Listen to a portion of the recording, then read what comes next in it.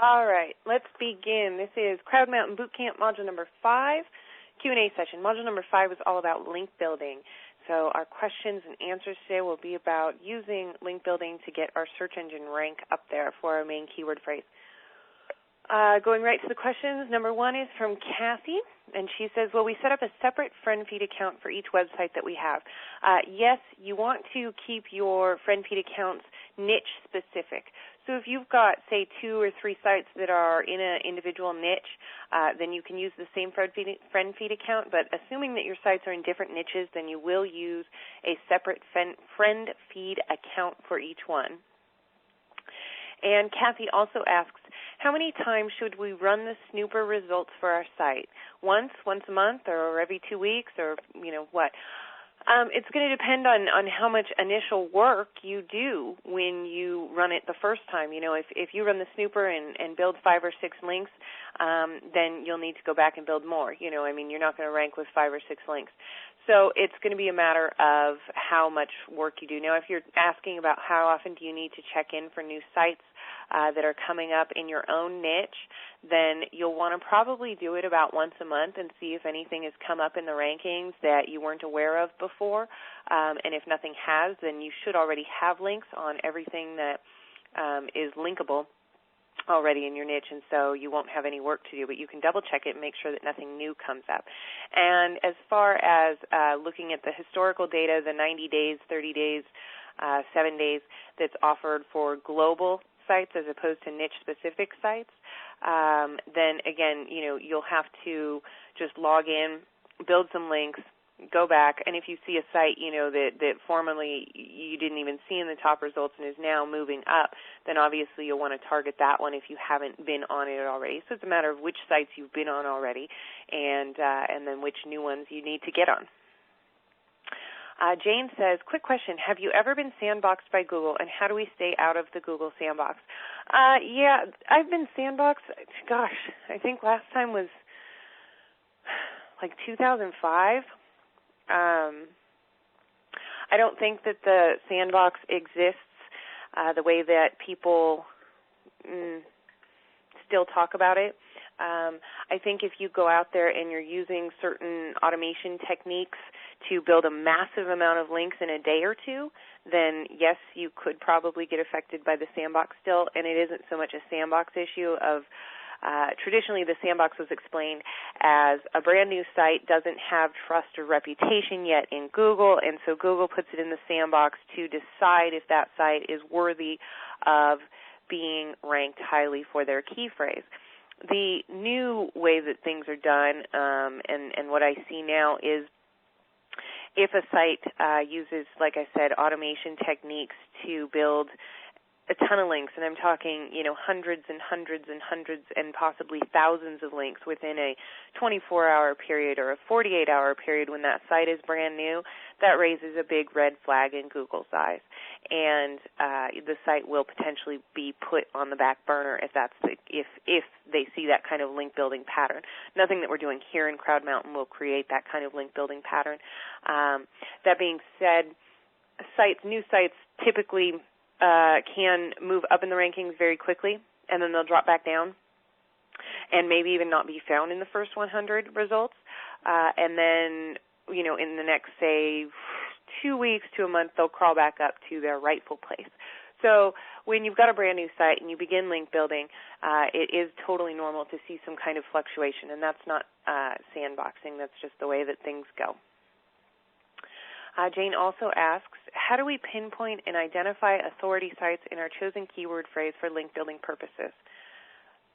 Okay, you will run the snooper tool for the keywords in your niche, and then those sites that come out on top of the total results for each individual keyword, and then at the bottom it says all results, and you can expand that. Any sites that come up multiple times in your niche are authority sites in your niche because they rank highly for multiple keywords in your niche. And then how do we go about linking to them? I demonstrated that in the video as well. If it's a forum, you do a forum post. If it's a blog, you do a blog post. If it's a social network type of site that's niche specific, you create a profile on there, and oftentimes they'll allow you to create a add your website URL in your profile, or on some sites, like one that was in the video demonstration for my niche, they actually allowed you to put up an article, so I did that. So it's going to depend on the site how you go about linking on those sites, forums, signatures, articles, whatever. But and then some, of course, won't allow links at all, as we saw in that video as well. So you just need to go and look at the sites and see where and if you can create links on those sites. Michael asks, I assume when I'm in different markets, we're creating multiple friend feed accounts. Yeah, we went over that with Kathy. So, yeah, you do create different friend feed accounts in different markets. And Michael also asks, when you say that we should, okay, this is in the bit about how we kind of repeat the process for our subcategory keywords in our link building. When I say the same process for your main keyword, to repeat that process for your category keywords, does that mean that I create a new friend feed now titled with one of the category keywords? No, you don't need to do that. What I mean is the actual link building, the going out to, say, blogger.com, wordpress.com, whichever sites are coming up in the top of the snooper tool, which Blogger, wordpress.com, youtube.com, those sites are always at the top, and that's not going to change, in the next 30 or 90 days. But, in a year, you never know. But you'll go out and you'll build links at those sites again, just like you did for your main keyword, except, of course, you'll be using your category keywords instead of your main keyword when you build those links. And then you'll be posting a link to a post on your site that is about your you'll be posting a link on those sites now for your category keyword, linking to a post on your site that is targeted towards that category keyword. So in my case, I would have a post in the category of Master Cleanse that's all about Master Cleanse. And then I would go to blogger.com and I would publish an article about the Master Cleanse, linking to that post on my blog about the Master Cleanse. And I would be using Master Cleanse as my anchor text. Also, if I had 6 categories, I would have 6 different account names then on hub pages and the podcast directories. Yes, you would. Or do you submit everything there? You don't necessarily need 6 different accounts. Pardon me. You need 6 different pages. So you would need, on hub pages, you would need 6 hubs. And the podcast directories, you would not repeat the process on, because that podcast incorporates your entire website. So that part you're not repeating. You're repeating the actual going to sites and publishing content. And Michael also asks, in our promotion efforts, at what stage would you use something like 30-minute backlinks? Do you do it from the get-go in the beginning, or do you wait until the site is established at least a little bit? Every single study that I've done with 30-minute backlinks has never, ever, ever produced any kind of bad results if I run it from the get-go. Buy a domain, put up a site, and, a day later I've run 30-minute backlinks, and I've never had any problems with it. And I think that that's because while it can create a large number of links for your site, some of those places where those links are published don't publish immediately. So it doesn't create this giant influx in one day of links like I talked about at the beginning that can be a red flag. Some of the sites they review the stuff that you submit, and some of the sites do virus scanning and all that. So they all kind of get published at different times, and some of them, of course, publish immediately. So it creates a staggered effect to the links that you build with 30-minute backlinks. That being said, if it's a site that I want to keep, I've only ever done that on sites that I'm just doing to see what happens, what kind of effect 30-minute backlinks has on a brand new site. I've never done that on a brand new site, and if it's a site that I want to keep, I wouldn't, because things do change, and you never know. So in this case, if we're doing one of these kinds of Crowd Mountains blog sites and you would like to run 30-minute backlinks on it, I would give it, say 2 weeks before you do it, or a month, just to ensure that your site is indexed and that Google's found these other links to you. And that's what I do with my new sites. I don't do it immediately, just in case they change things up. You never know.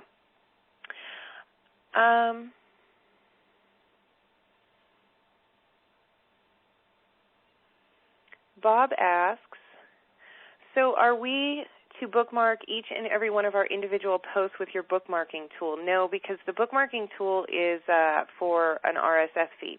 So you don't need to put in each URL in the bookmarking tool. You just need to put in your RSS feed, and the bookmarking tool will go out and bookmark each individual post for you. But you don't need to put in each individual post URL. That won't work. The only thing that works in the bookmarking tool at this point is your RSS feed. And it says, okay, so that answered that. He says, is there an RSS feed for every post? No, you just use your main RSS feed. You can submit your friend feed RSS feed and your regular blog RSS feed, though, if you'd like. And there will obviously be some duplicates in there, as your friend feed RSS feed includes posts from your blog, which are included then in your blog RSS feed, but that's okay. Bob also asks, should we take our RSS feeds from bookmarking sites and add them to friend feed? Like Furl has an RSS, Conatia, Links Markers, Fin, Technorati, and a few more. And should we set up accounts for all of these sites and use them for every post as well under our keyword name if it's available? Bookmarking doesn't provide the same kind of link juice that it used to, which is why I don't do any kind of manual bookmarking. Instead, I use the bookmarking tool that we have, and I automate the process. And, I mean, it just takes too much time. You know, you create a post and then you've got to spend 20 minutes bookmarking it. That's a pain in the butt. So I automate it. And in the end, bookmarking does not have as much link juice as it used to. That doesn't mean don't do it, but it does mean, you know, don't spend an hour a day doing it. It's just not worth it. So use the Crowd Mountain bookmarking tool to automate it for you. And then would you submit your RSS feed to friend feed? If you've got a really targeted RSS feed, like if your Furl account is one of the examples here that you have, has an RSS feed, if your Furl account is only going to be bookmarking things very specific to that niche, then sure, you can. But again, I mean, going out there and creating a Furl account and a Conatia account and a Links Marker and a Fin and a Technorati account to bookmark your site with it's time consuming. So, but if you do already have that, then you certainly can submit it to your friend feed account. Bob asks, well, I hear so much about press releases. Is it something that we do not need? Press releases can provide you some additional link juice. Again, it's not something that is as effective as it once was. There's a lot of advanced kind of strategies that we'll cover in Crowd Mountain Current as far as maximizing the value of things like straight-up press release marketing or straight-up article marketing. Right now we're focusing on the stuff that Google already ranks highly, and we find that with our Crowd Mountain Snooper tool because those sites are sites that Google already enjoys and likes to see content on. So we focus on those first because those are going to provide us the most bang for our buck, and then later on we can move on to other sites and other techniques like distributing articles through, you know, certain blog networks and things like that, that those individual blogs don't necessarily rank so highly, but if you automate the process, then you can create, you know, a bunch of links for yourself very quickly. But right now, like I said, we're focusing on Snooper. We're focusing on those sites that already rank higher in Google because those are the sites that are going to provide us the most link juice from the start. Rochelle asks about the Zemanta plugin. Are we allowed to use just the images like we do with PhotoDropper, or do we have to use a Zemanta blog link with an image? There are some great pictures for my niche in the Zemanta plugin. Yeah, of course you can use just the images. The blog links, I believe, aren't actually related to the images that show up. So they're just it's not like a blog post is attached to a certain image. They just come up through their search engine. Okay, and Michelle asks about niche-specific link building. When leaving comments on blogs and forums, is just one comment per site sufficient, or should we revisit these sites occasionally and continue posting? You can, Rochelle, and that becomes more of a social networking effort. If you're going back to a blog or going back to a forum and contributing to the community and you know, establishing yourself as something of an expert in that community by your multiple posts and answers and all that, then you're more involved in social networking. And, of course, that's link building, too, because you're going to have a signature on your post or something like that. But at this point, having a link on a site is great, and that's all that you need. It's been said in the past that having multiple links from one site is the same as having one link from a site, and that's entirely false. More links from a site is better than one link from a site, absolutely. So if that's something that you have time for, the social networking portion of it, the going back to the site and the talking to the people and reading the posts and all that kind of stuff, then you can absolutely do that, and those links that you create will be valuable. But, one of the things that Google looks for is that your links to your site do come from a variety of sources. So what we covered in this module in terms of straight-up link building, we wanted to hit as many sites as possible so that our links were coming from many different domains on many different IP addresses on many different servers all over the place, because that provides an initial link variety that Google likes to see. And again, if you want to go back later and contribute to those forums and network with those people, then you can absolutely do so, and it will provide you with additional link juice. Rochelle also asks, after using the snooper as explained in the video, I have hardly any sites that I could post to. So it looks like most of the authority type of sites in her niche are not sites that, say, are blogs or forums or any kind of networks where she can post links to. My site relates to the medical field, and most of the snooper results were official.gov sites that don't allow posting. However, one site I found via the Snooper had a link of blogs highly relevant to my site's niche. Even though these were not found in Snooper, is it worth posting to these sites? Yeah, absolutely, especially in your situation where the Snooper hasn't come up with anything because all those top results in Google are already taken by .gov sites or other types of sites that don't allow posting, then it is a good idea to get some niche-specific links from anywhere that you can. So assuming that these blogs are of a decent quality, and by that I mean they aren't just like keyword-generated spam blogs that are, pulling in like Google News items or something and posting them, as long as they're, decent quality blogs, then absolutely post on them because it is important to get links within your niche. It helps Google see the relevancy of your own site. So do that. That's a good idea, Rochelle. And that's the friend feed question again, which we already answered. Regarding the RSS blaster, if we use FeedBurner, would there be any value in using the RSS feed URL for the FeedBurner, or just stick with the RSS feed from our site? Yes, stick with the RSS feed from your site because FeedBurner sometimes comes up with like weird redirects, and your URL then will be like feeds.feedburner / your account / and then your post name. And it's a 301 redirect that goes to your site, so it does pass link juice, but you might as well just use your plain old RSS feed just in case.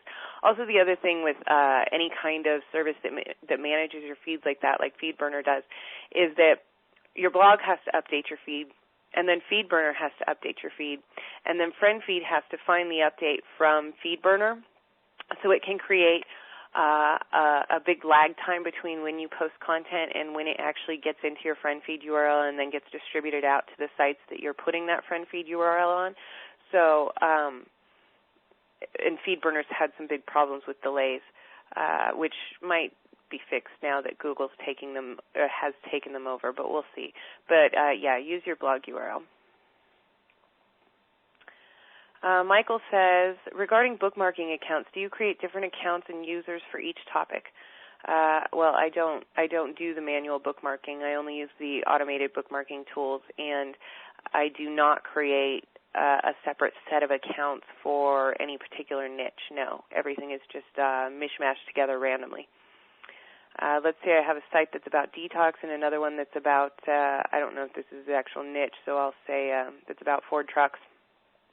Would you create two different sets of bookmarking accounts, or would you mix it together? Yeah, I don't do any kind of manual bookmarking. I don't even create the accounts manually. They're all automatically created, and they're just all mixed together. Because again, the value of bookmarking is not what it once was, say, a year ago, and having thousands of bookmarking accounts that are all niche specific and all that stuff, it's not as big of a deal as it used to be. So we just do it for what link juice it does give us. We automate it so that it's not something time consuming, and we get what we can from it.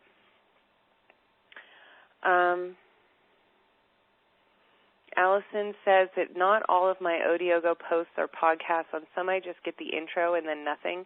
Is this a common error? I haven't seen that, Allison, and it might be something to, I believe that you can submit a help request or a contact to the Odiogo people. James asks 3 questions regarding leaving your name, Juice Cleanse Kylie, on the sites that I post to. Does adding Kylie dilute the keyword in terms of helping you to rank for that keyword phrase?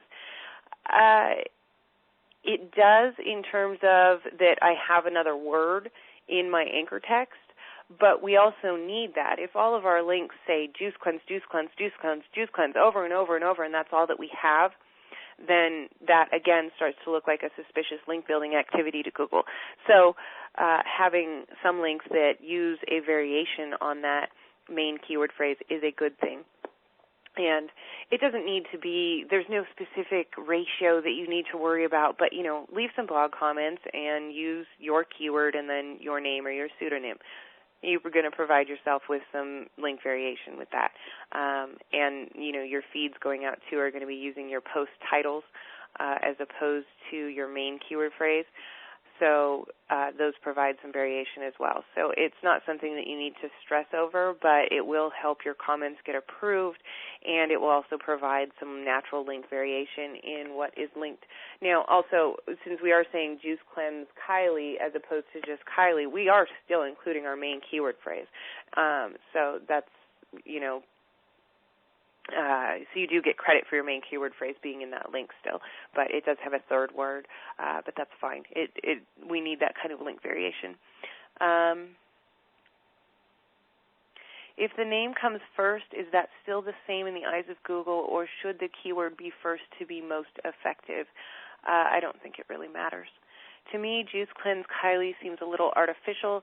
If you put Kylie at Juice Cleanse in the name field, how effective do you think that would be? That would be fine.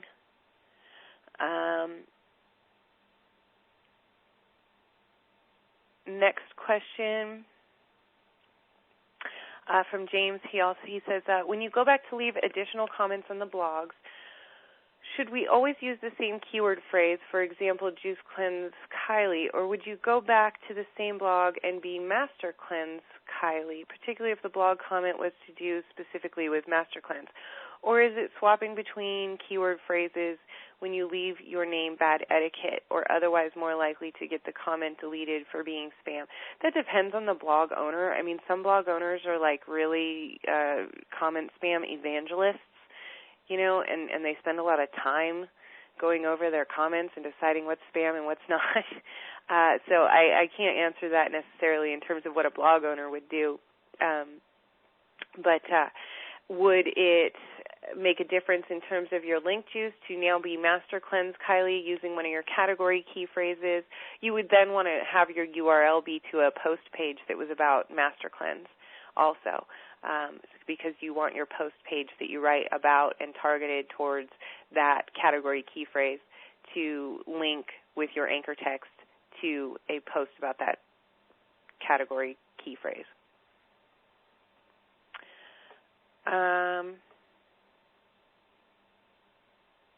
Okay, Rochelle asks, on one of the calls I asked you about a site I have that is a Build a Niche Store site, and I don't want to get rid of it, but I also do not want to convert it to a blog.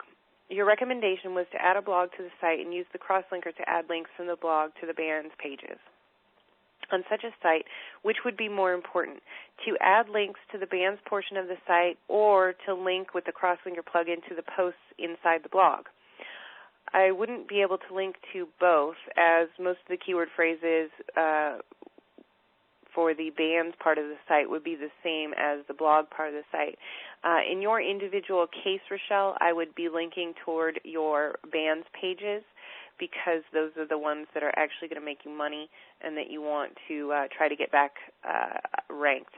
So I would be linking to your band's pages, but this is only in a situation where you've got a front-end retail type of site and a back-end blog, and that blog is to promote that retail site. Assuming that you are just using a blog and within that blog it has its own monetization, then you will use the crosslinker to link to your blog itself. And Rochelle also says, in this video you said that people prefer to see pictures of actual people. If we're using pen names and do not want to use our own photos, would you recommend we use an image of a person such as we might find at sxc.hu, even though we don't know who the image is actually of?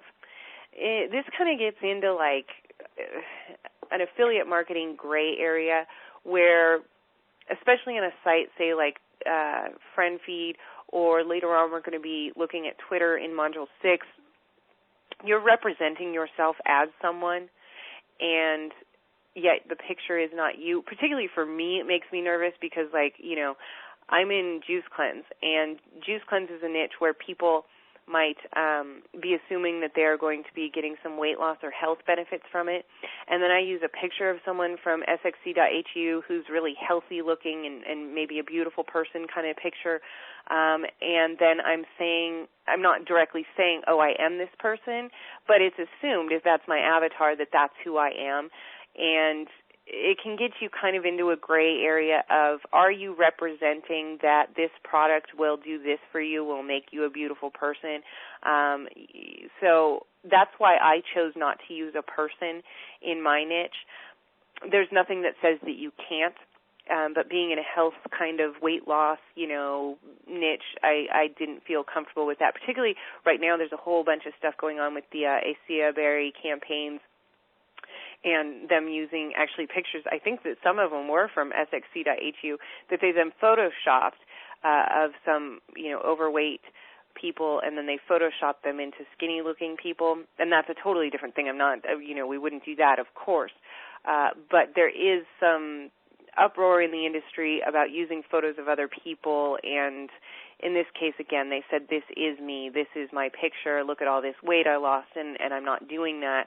But it does put me in a gray area where I might be implying something that isn't true, if you understand what I'm saying. I might be implying that I'm this gorgeous, beautiful person because I use these Juice Cleanse products. That's what somebody might ascertain after looking at my pages, so I didn't feel comfortable with that.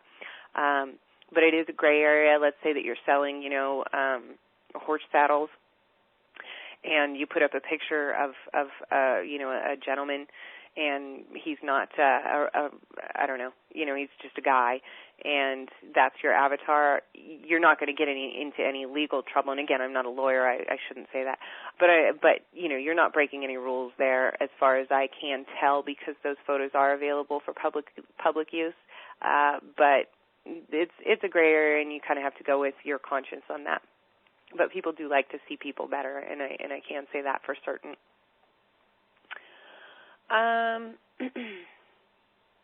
Next question from Rochelle is about registering new accounts at the podcast directories. Should we use the same account at these sites for all of our sites, or create new accounts at each site every time we want to submit another one of our sites? Much like FriendFeed, we'll be doing this in terms of, is it niche related? So we'll have an account for each niche. Jack says, maybe I missed something, but is there a way of putting a theme-appropriate header picture up on our site? The themes that I provide as part of Crowd Mountain don't use header images, but if you want to use your own theme and use a header image, you can do so, but I would keep in mind that header images take up a lot of room that could be used by advertising, so I 99.9% of the time do not use a theme with a header image, because I want people looking at my ads or my content, not the header image. Rochelle says about writing articles with JetSpinner. Does it really matter what we choose to write about as long as it relates to our site's niche? I'm not sure what you mean, Rochelle. Yeah, I mean, you know, whatever you write with JetSpinner needs to be related to your niche, of course, and beyond that, you absolutely have freedom to write about whatever you want, as long as it's related to your niche. Also, is writing or spinning one article sufficient, or is it helpful to periodically write and spin new articles? I would do a new article for each category key phrase that you're going after. And then if you are continuously link building, say for your main key phrase, and you know, 6 months later you're still going strong and you're still creating links, then, you know, yeah, it could absolutely be worthwhile for you to create a new article. I mean, we did 50 articles, so once you get through those, then, yeah, create a new article. And Rochelle also asks about creating hub sites. When giving your thoughts on automation tools. You said that you prefer to use them to promote your hub pages like a Squidoo lens and not my actual site. What sites do you recommend for building hub pages other than Squidoo? I recommend whichever ones come up in the snooper, and that's literally how I find what sites I use. I don't say, oh, this site is better than this site. I look at Snooper, and I let Google tell me which sites are better than which other sites. So those are where I get all of my hub sites from. It's directly from Snooper, which comes directly from Google, because I am using the information that Google provides me to determine which sites are the best ones to link build on. Next question is from James. He says, when you are looking for long-tail keywords and you add them in to make blog posts, what do you do if the long tails are similar? For example, and he says, this isn't my niche, so no need to invent alternate examples. Okay, so the examples that he's giving me are vacation home rental Hawaii, vacation home rental in Hawaii, vacation home rentals Hawaii, vacation home rentals in Hawaii, vacation homes rentals in Hawaii. So we're using different variations as far as plurals and not. I would create a post for each of those, because those are different ways that people are typing in our key phrase into Google, and we want to be available for whichever key phrase is related to our niche that people type into Google. We want to have content for them. The other thing, too, is that, like in this case, let's say that these are long-tail key phrases, vacation home rental Hawaii, and your main key phrase is perhaps vacation home Hawaii. So anytime that you create a post about vacation home rental Hawaii, that includes your main keyword phrase in that post by virtue of those words all having the same words as your main keyword phrase, but just one additional word. In this case, if we did vacation rental Hawaii, then vacation home rental Hawaii, it's just got the extra word of home in it. So we're still creating content and links based on our main keyword phrase, so it increases the overall relevance of our site. Common Sense is telling me to pick the most popular keyword phrase, write a blog post using that as the title, and mix in the others into the text of the post. Then when I link to it, use all three phrases with probably the most popular competitive search phrases being the link text used most often. No, that's not what I would do. I would create a post for each individual one, and because our posts only have to be, 100 words, it won't take you but a moment to do so. And just to be clear, when the words are swapped around, a variation of the above might be, instead of vacation home rental Hawaii, it might be Hawaiian vacation home rental. Would you create a new post for this, even though the subject matter would be the same? Yes, I would, because people type it into Google in different orders. And, again, we want to be there no matter what.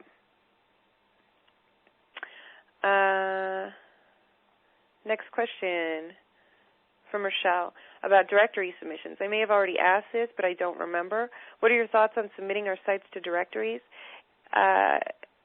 Directory submission is fine. It used to be such a spammy way of getting links that I don't recommend that somebody do it initially when their site is just begun, because if Google looks at your linking profile and what they see is that you've got basically no links except for a bunch of crappy directories, basically, they know exactly what you're doing. And so instead, with directory submissions, it's not something that I would take the time to do by hand, but if you do want to do it, give your site a month or two before you do it, or 2 weeks to a month.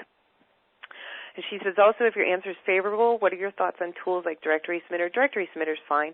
Any of the tools are fine, but again, wait until your site is established and that you've got some other links before you do something like this. I also said that I do not use automation tools to promote my actual site. Does this apply to Directory Submitter?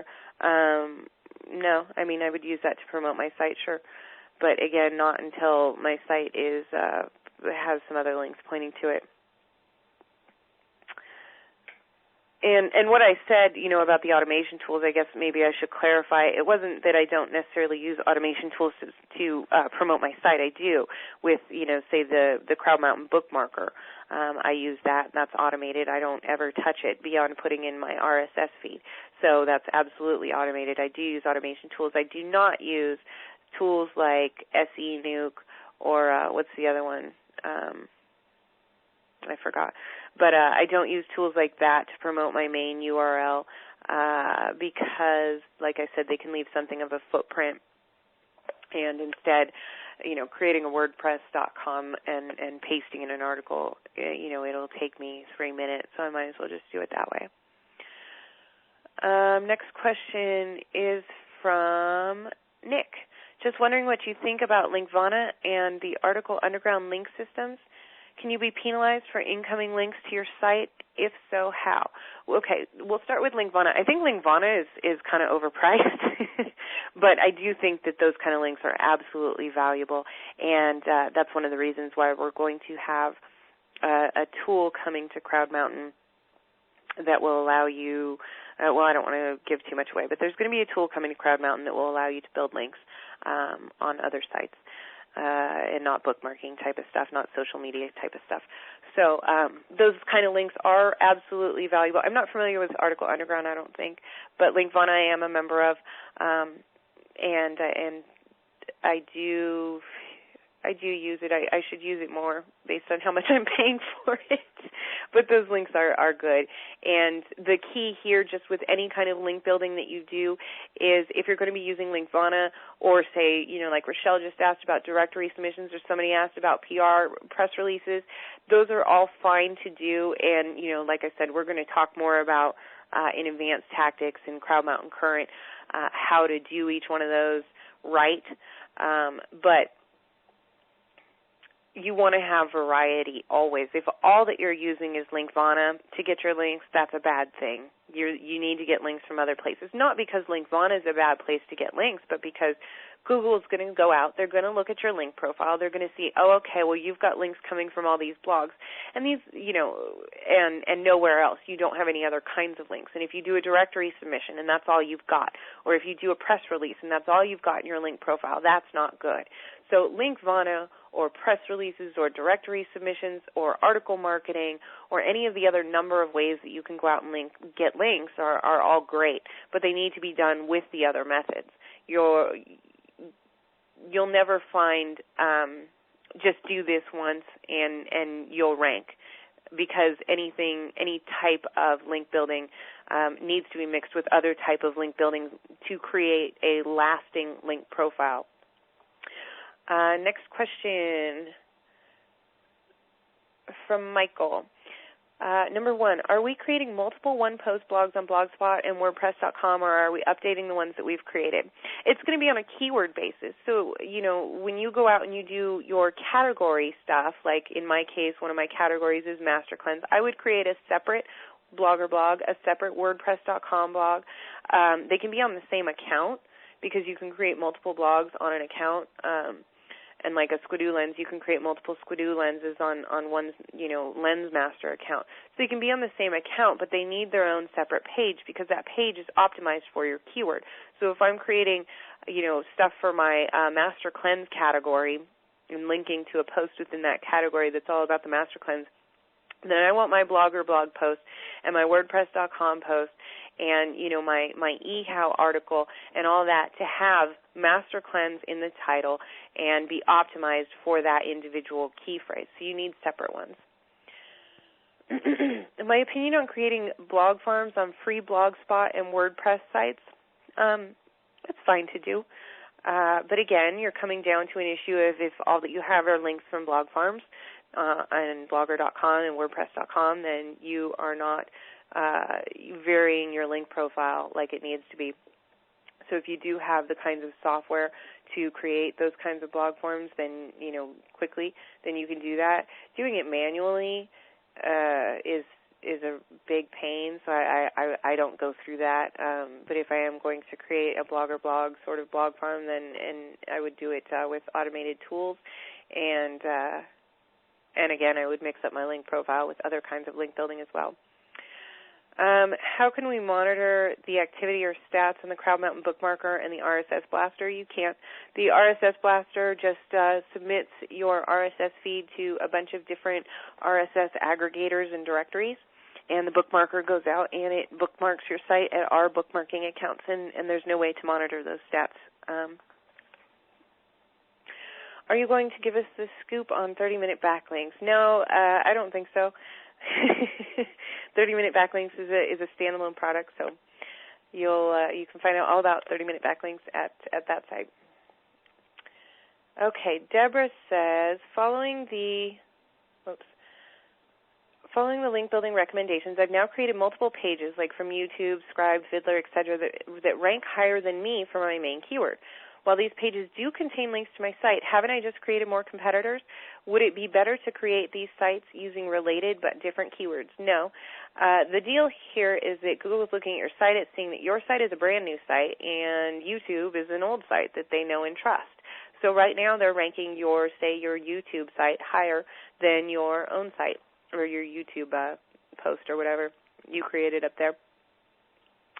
And over time, and sometimes this can be as quick as, a week, and sometimes it might take a month or so as you do other link building activities, but over time, Google will realize that all of these sites are linking to you and that you're actually the one that should be up top, and the rankings will change.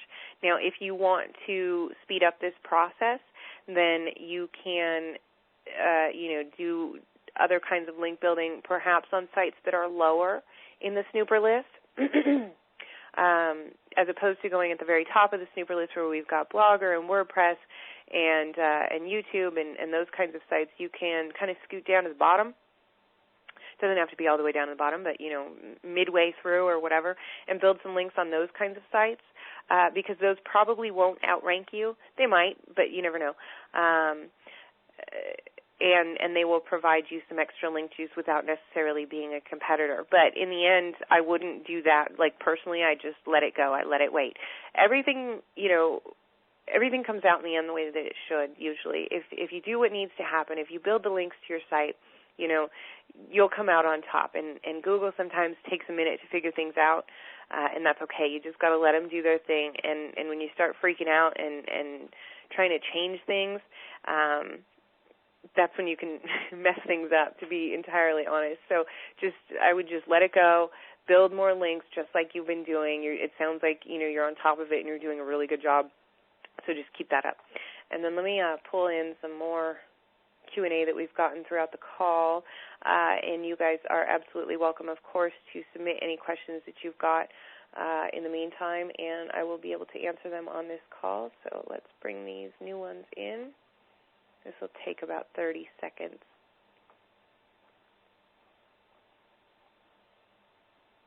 Or longer.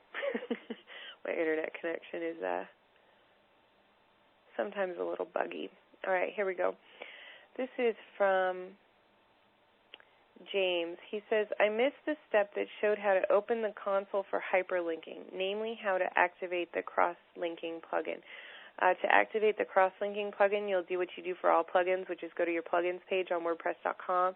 On your site in the WordPress admin panel, and then you will find that plugin that you want to activate. In this case, it's Crosslinker, and then you'll click the Activate button. And then how to open the console for hyperlinking. I think it's in Tools. I'm opening the site right now, so I'll tell you in a minute the exact sequence. Okay, next question is from Sam. He says, how do you define hub pages? How do I define hub pages? It's any page that I use to link to my site. What automation tools do you personally use? We've gone over that. He's asking, do I use SENuke? No, I don't use SENuke to promote my main URL. I do use SENuke sometimes to promote my hub pages. I haven't found that it really produces any kind of massive results, which is why it's like $97 a month, and it's really complicated, and the results that I've gotten from it aren't that impressive. So, if I'm going to build links to some kind of, if I'm going to, let's say I've got a Squidoo Lens. The Squidoo Lens is my hub sort of site because it links to my main site, right? And I want to build some links to that Squidoo Lens to help boost it a little bit. I'd rather do it with an automated solution. I guess SENuke is sort of automated, but it takes too much time for me. I don't have the patience for it. I don't ever use them like automation tools. I guess he's referring to bookmark my own site. Of course I do. That's why I've got the CrowdSourced bookmarker. But no, I don't use SENuke. When you use them to bookmark sites, how many sites or accounts do you use to bookmark? I don't use them to bookmark sites. I use the CrowdSourced bookmarking tool, and I really do. That is what I use to bookmark my own sites as well. Which bookmarking sites do I like the most? Dig, Stumble Upon, etc. I like the ones that are ranked the highest in the Snooper tool. And I know, like maybe you guys are getting tired of hearing that, but that's where things need to go. You've got to be on the sites that Google likes the most, and it's not because of my personal opinion. Like I just really like Stumble Upon and I don't like Dig. No, I don't care what I like. I want to know what Google likes because that's what's going to get me ranked. Sam says, is it worth buying high PR backlinks? No. Rochelle says, in creating accounts with forums, if a forum does not allow a signature but does allow us to add our site's URL in our profile, is it sufficient to just add our URL in our profile? In other words, how important is it to then post on the forum if we do not have links in our signatures? It's a good idea to post on the forum because the only other way that Google will, you will add your signature, of course, to your profile on the forum. Then we need Google to find that link, right? And the only way that they can find that link is if they visit your member profile page on that forum. Most forums have, sometimes the member list is hidden, and the administrators have set it up so that people can't look through the member list, which means that Google can't look through it either. And sometimes the member list is really, really like giant, and it'll be, hundreds and hundreds of pages. Of course, that depends on the forum. Whereas if we actually just make a post on the forum very quickly, and it can be just like, hey, guys, nice to be here, in like a getting to know you, welcome kind of section of the forum, then that post will give a link directly to your profile. And when Google goes to that front page of that forum, because they are going to go, generally they go to not the front page of the forum, but the front page of, the section of the forum, they will index the new posts, and that will give them a link directly to your profile. So it's just a faster way to get that profile page indexed, and that profile page has your link on it. So I would still create a very quick link on the forum, a very quick post on the forum. Sam says, what is the maximum number of links that we should build in a day? If we're talking about building links by hand in the way that we're doing here in Crowd Mountain, you could spend all day building links and you would be okay. We're talking thousands and thousands or, 500, 1,000, 2,000 links in a day. That's very unnatural. So, that's not a good idea. But if we're talking about the way that we're building links here with Crowd Mountain, which is safe and effective, then you will not experience any kind of problems with that, and you can just build links all day long. With Jet Spinner, how different do the articles have to be? We like to see a 30% difference, but having it just be different is good enough. What's the best way to see how many of the links the search engines are actually seeing? Should I do a link query in Google or in Yahoo? You should do your link query in in Yahoo. Google doesn't show the links that it knows about. They hide those things. So they show some of the links that they know about and not a lot of others, or not a good majority of them. So you want to do your link query in Yahoo. And also keep in mind that even Yahoo doesn't show everything, but it is a much, much, much better gauge than Google is. So, use Yahoo for your link queries. And any update on the rank checking software? Is it SEO drop? No, it's not. And again, I'm sorry, I mentioned that something is going to be coming out with a really cool ranking tool and to check where you're ranked for certain keywords. But I'm not, I haven't been given permission, so I don't want to burst their bubble about exactly who it is and when it's going to be available and stuff like that. So I'm not at liberty to speak further on that. Rochelle asks, regarding the JuiceCleanseNow.com site, just out of curiosity, do you plan on maintaining the site, like adding regular posts and trying to earn commissions from it, or was it just for training purposes? I haven't really decided yet, to be honest.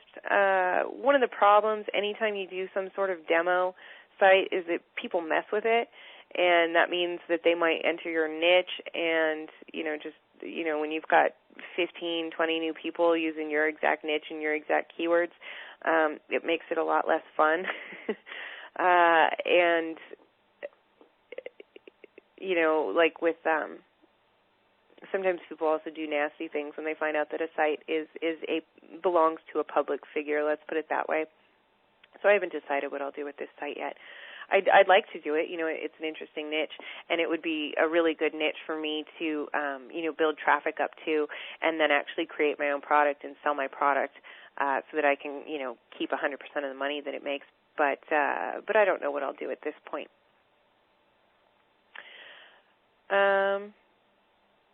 Okay, James says that he found the cross-linker options under tools. Yeah, that's where it is. And he says, I'm really appreciating all the solid information you're providing in Crowd Mountain. Thank you, James. It's my pleasure. And Rochelle asks, regarding cross-linking to our own sites, one of my sites has posts that really won't have the LTK, the long tail key phrase, come up again in any other posts. I assume it's okay to skip this step in such cases. Yeah, it's okay to skip it. I mean, if you know that long tail keyword phrase is never, ever, ever going to come up again. But usually long tail keyword phrases have like multiple permutations. So, but if you're absolutely certain, then yes, you can skip the step. Rochelle asks, sites that we have links on that we found from Snooper. How do you recommend that we keep track of which sites we have already built links to? After a while, it's going to get confusing. Yeah. When I'm doing a site, I honestly just keep a notebook and I just write stuff down. If I build a Squidoo lens, then I'll just write Squidoo. And if I, build a Hub Pages page, then I'll just put Hub Pages. And I don't even keep, the URL or anything because I don't care once it's up there. But that's my high-tech way of keeping track at this point. Next question. Let's bring some more in here. This is from Rochelle again asking about link building on my Build a Niche store site with a blog on the back end. Would I be creating links to my bands portion of my site when following the steps in Module 5 or to the blog, which will have links via crosslink or to the band site? Okay, this again is a situation where we've got sort of an e-commerce type of site on the front end, and then we're using a blog on the back end to promote that e-commerce site. And if I remember correctly, this site,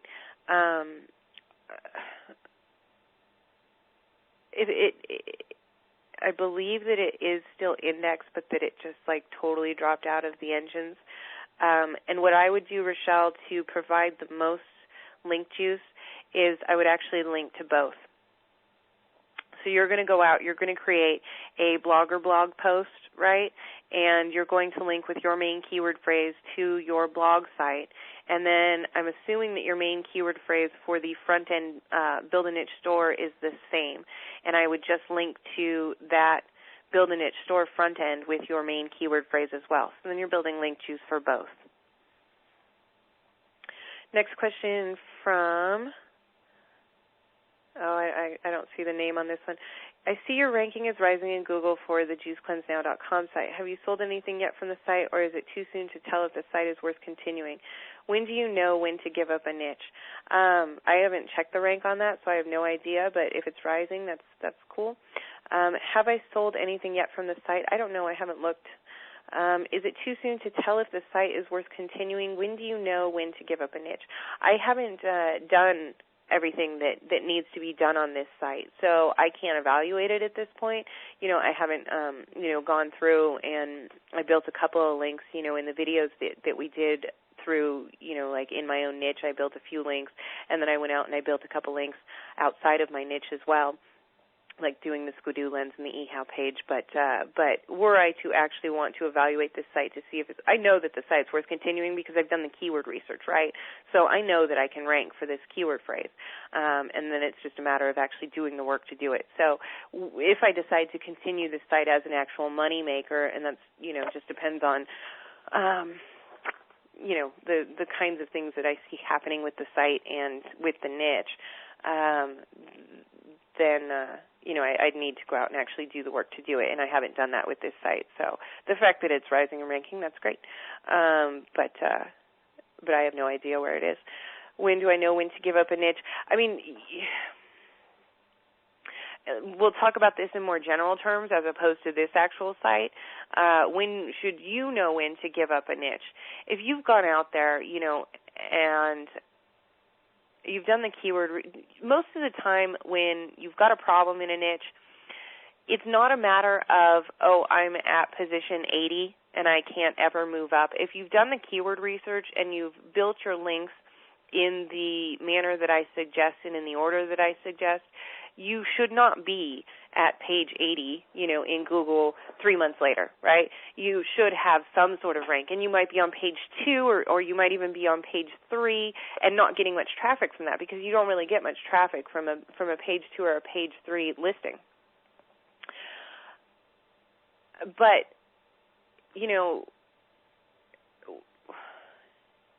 so let's say, okay, it's 3 months later. You're on page 2. You're at position 15. You're not getting much traffic. So you say, okay, I need to ramp things up a bit, and you'll use, maybe some of the advanced techniques that we're going to talk about in Crowd Mountain Current. And you do that, and you don't see any movement, and you just keep pressing and pressing and pressing, and you don't see any movement. Then that's probably when you should move on. The thing is, too, and I think that sometimes in the internet marketing world, we talk about how, I made this kind of money from this, and if you follow this formula, you can do it too. That's absolutely true, but it isn't true every single time, right?